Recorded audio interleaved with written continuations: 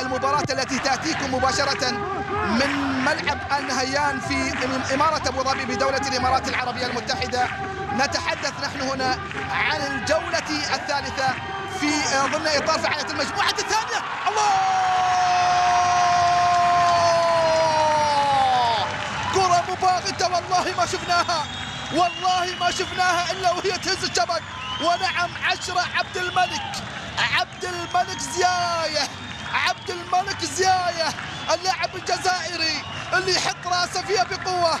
يا هي من كرة، ويا محلاها من كرة، ويا هي كرة نعم في مرمى عادل الحسني. وبالتالي تونا قاعدين نتكلم عن الأهداف وكأن عبد الملك زياية سامع كلامي، وها هو الآن يترجم أول الفرص الاتحادية.